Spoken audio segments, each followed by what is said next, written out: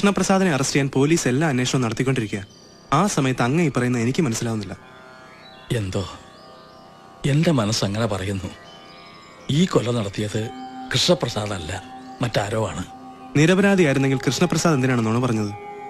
എന്തിനാണ് അവൻ പോലീസിനെ കണ്ടപ്പോൾ ഓടിപ്പോയത്? പോലീസ് തല്ലുവെന്ന് തോന്നിയാൽ രക്ഷപ്പെടാൻ നോക്കില്ലേ? തനിക്ക് എവിടെയോ തെറ്റുപറ്റിയിട്ടുണ്ട്. ഈ കേസ് താൻ ഒന്നുകൂടി അന്വേഷിക്കണം. അങ്ങയ്ക്കൊന്നും തോന്നരുത്. എന്റെ അന്വേഷണത്തിൽ എന്തെങ്കിലും അതൃപ്തി ഉണ്ടെങ്കിൽ അങ്ങ് ആരെ കൊണ്ട് വേണമെങ്കിലും അന്വേഷിപ്പിച്ചോളൂ. പക്ഷെ ഈ കേസിന് വീണ്ടും അന്വേഷിക്കാൻ അങ്ങനോട് പറയരുത്. അതിനിതൊരു സാധാരണ കേസല്ലല്ലോ. ശിക്ഷിക്കപ്പെടാൻ പോകുന്നത് എന്റെ മകനാണ്, അതാ മറക്കരുത്. കൊല്ലപ്പെട്ടതും അങ്ങയുടെ മകനാണ്, അത് അങ്ങേയും മറക്കരുത്.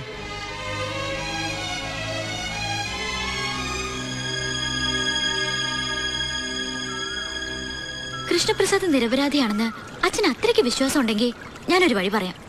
ഈ കേസ് വിവേകിനെ കൊണ്ട് റീഓപ്പൺ ചെയ്യിക്കാം. വിവേകോ? അത് വേണ്ട, കിഷോർ തന്നെ അന്വേഷിച്ചാ മതി. നീ പറഞ്ഞാൽ കിഷോർ കേൾക്കും. ഇനി ഞാനെന്നല്ല, ആര് പറഞ്ഞാലും കിഷോർ ഈ കേസ് റീഓപ്പൺ ചെയ്യില്ല. അതുകൊണ്ടാ പറയുന്നത്, വിവേക് അന്വേഷിക്കട്ടെ. കൃഷ്ണപ്രസാദ് നിരപരാധിയാണെങ്കിൽ അത് തെളിയിക്കാൻ വിവേകിന് കഴിയും. വിവേകിന്റെ കഴിവിൽ എനിക്ക് വിശ്വാസമുണ്ട്. അച്ഛൻ പറഞ്ഞ വിവേക് കേൾക്കും.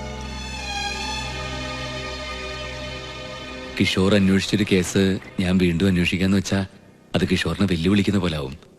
ഡിപ്പാർട്ട്മെന്റ് അതിന് തയ്യാറാവും തോന്നണില്ല. ഡിപ്പാർട്ട്മെന്റിന്റെ കാര്യമൊക്കെ അച്ഛൻ നോക്കിക്കോളും. അത് മാത്രമല്ല, ഞാൻ ഈ കേസ് റീഓപ്പൺ ചെയ്ത അതിനെ കിഷോർ തീർച്ചയായിട്ടും എതിർക്കും. അത് അവസാനം ഞങ്ങൾ തമ്മിലൊരു മത്സരമായിട്ട് മാറും. അങ്ങയുടെ 2 മരുമക്കൾ തമ്മിൽ ഇങ്ങനെയൊരു പ്രശ്നം ഉണ്ടായാ അത് അങ്ങേക്കും ചീത്തപ്പരാവും. അതുകൊണ്ടാ പറയണേ, കിഷോറുമായിട്ടൊരു മത്സരത്തിന് ഞാനില്ല. എന്നെ നിർബന്ധിക്കരുത്.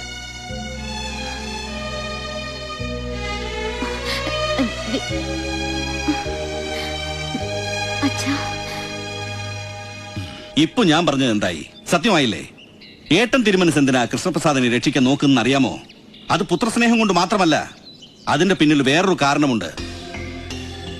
നീ പ്രീതുവിനെ കല്യാണം കഴിച്ച് അടുത്ത തമ്പുരാനാകുന്നതോടെ രാജാവിന്റെ പദവി എന്നേക്കുമായി നമ്മുടെ കുടുംബത്തിലേക്ക് വന്നു ചേരും. ആ പദവി നമുക്ക് വിട്ടുതരാൻ ഏട്ടൻ തമ്പുരാന് മനസ്സുണ്ടാകില്ല. മറിച്ച് കൃഷ്ണപ്രസാദിനെ മകനായി അംഗീകരിച്ചാൽ രാജപദവി അവന് കൈമാറാം. അപ്പോ പിന്നെ രാജസ്ഥാനം ഒരിക്കലും ഏട്ടൻ തിരുമനസിന്റെ പിൻഗാമികൾക്ക് കൈമോശം വന്നു പോവില്ല. അതിനുവേണ്ടിയാ കൃഷ്ണപ്രസാദ് നിരപരാധിയാണെന്ന് വരുത്തി തീർത്ത് അവനെ ശിക്ഷയിൽ നിന്ന് ഒഴിവാക്കിയെടുക്കാൻ ശ്രമിക്കുന്നേ. മോനെ, ഒരു കാരണവശാലും ഈ അവസരം നമ്മൾ പാഴാക്കരുത്. തെറ്റ് ചെയ്യാനല്ല അച്ഛൻ പറയുന്നേ. കൃഷ്ണപ്രസാദ് നിരപരാധിയാണെങ്കിൽ നീ അവനെ ഒരു രീതിയിലും ഉപദ്രവിക്കരുത്. കള്ളക്കേസുണ്ടാക്കി അവനെ കൊടുക്കുകയും അരുത്. മറിച്ച് കൃഷ്ണപ്രസാദാണ് യഥാർത്ഥ കൊലയാളിയെങ്കിൽ അവനെ തീർച്ചയായും ജയിലിൽ അടയ്ക്കണം. അല്ലാതെ ഏട്ടൻ തമ്പുരാൻ പറയുന്ന കേട്ട് നീ അവനെ രക്ഷപ്പെടുത്തരുത്. എന്റെ ഒരു മകൻ മരിച്ചു. അവനെ കൊന്ന കുറ്റത്തിന് എന്റെ മറ്റൊരു മകനെ ശിക്ഷിക്കുന്നത് കാണാൻ ഞാൻ ജീവിച്ചിരിക്കില്ല. പ്രവീണിനെ പോലെ തന്നെ ആയിരുന്നു എനിക്ക് കിഷോറും വിവേകും. എന്നിട്ടും എനിക്കൊരു പ്രശ്നം വന്നപ്പോ അവരെന്റെ കൂടെ നിന്നില്ലല്ലോ. അച്ഛൻ വിഷമിക്കണ്ട. വിവേകിനെ കൊണ്ട് ഈ കേസ് വീണ്ടും അന്വേഷിപ്പിക്കണ കാര്യം ഞാൻ ഏറ്റു. പക്ഷെ അതിനു പകരമായി അച്ഛൻ എനിക്കൊരു വാക്ക് തരണം. എന്ത് വാക്ക്? കൃഷ്ണപ്രസാദ് നിരപരാധിയാണെന്ന് തെളിയിക്കാൻ വിവേകിന് കഴിഞ്ഞില്ലെങ്കിൽ അച്ഛൻ പറയണ പോലെ ഞാൻ കിഷോറിന് വിവാഹം കഴിക്കാം. മറിച്ച് കൃഷ്ണപ്രസാദ് നിരപരാധിയാണെന്ന് വിവേക് തെളിയിച്ച വിവേകിന് മാത്രമേ ഞാൻ വിവാഹം കഴിക്കൂ.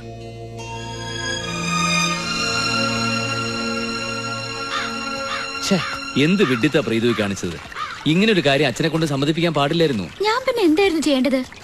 കൊട്ടാരത്തിലെ കീഴ്വഴക്കം തെറ്റിച്ചാ എനിക്ക് അച്ഛനെ നഷ്ടപ്പെടും. കീഴ്വഴക്കം തെറ്റിച്ചില്ലെങ്കിൽ എനിക്ക് വിവേകിനെ നഷ്ടപ്പെടും. അങ്ങനത്തെ ഒരു അവസ്ഥയിൽ ഞാൻ പിന്നെ എന്താ ചെയ്യാ?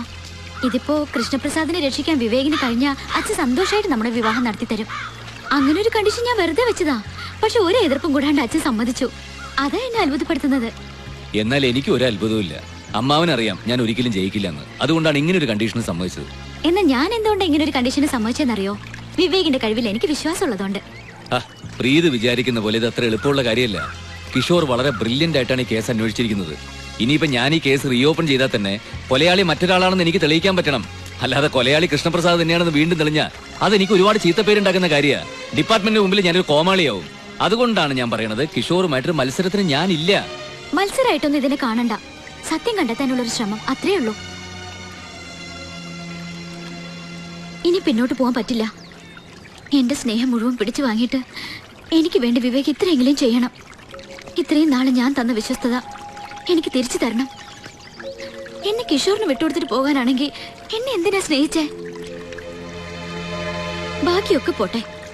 ഇനി അച്ഛൻ സംശയിക്കണ പോലെ കൃഷ്ണപ്രസാദ് ശരിക്കും നിരപരാധിയാണെങ്കിലോ? കുറ്റം ചെയ്തവരെ ശിക്ഷിക്കണ പോലെ തന്നെ പ്രധാനമല്ലേ കുറ്റം ചെയ്യാത്തവരെ രക്ഷിക്കണതും? അച്ഛൻ പറഞ്ഞത് ശരിയാ. കൃഷ്ണപ്രസാദും എനിക്ക് ഏട്ടൻ തന്നെയാ. എന്റെ ഒരേട്ടന്റെ പേരിൽ മറ്റൊരേട്ടൻ ശിക്ഷിക്കപ്പെടാൻ പാടില്ല.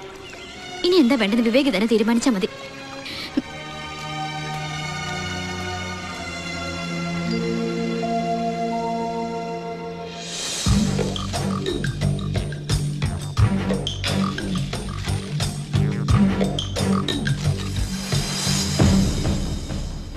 കിഷോർ ഈ കേസ് അന്വേഷിച്ചതിൽ വിവേകിന് എവിടെയാണ് സംശയം തോന്നിയത്?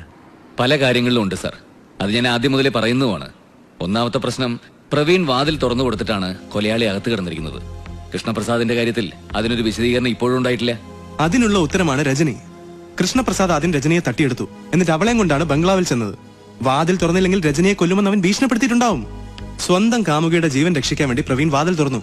ഒടുവിൽ പ്രവീണിന്റെ കൊലപാതകത്തിന് സാക്ഷിയായ രജനിയെ കൊലപ്പെടുത്തി. അതാണ് സർ സംഭവിച്ചിരിക്കുന്നത്. ഇനി കൃഷ്ണപ്രസാദ് അല്ല കൊല നടത്തിയെങ്കിൽ അയാളുടെ ഷട്ടിൽ എങ്ങനെയാ പ്രവീണിന്റെ രക്തം തെറിച്ചത്? അതിനൊറ്റ സാധ്യതയുള്ളൂ. അതിസമർത്ഥനായ മറ്റാരോ ആണ് യഥാർത്ഥ കൊലയാളി. അയാൾ ആദ്യമേ തന്നെ കൃഷ്ണപ്രസാദിന്റെ ഒരു മുഷിഞ്ഞ ഷർട്ട് കൈക്കലാക്കി. എന്നിട്ട് കൊല നടത്തിയ ശേഷം ആ ഷർട്ടിൽ പ്രവീണിന്റെ രക്തം തെറിപ്പിച്ചു. പിന്നെ ആർക്കും എളുപ്പം കണ്ടെടുക്കാവുന്ന വിധത്തിൽ തോട്ടത്തിൽ കൊണ്ടുപോയി അത് കുഴിച്ചിട്ടു. അതാണ്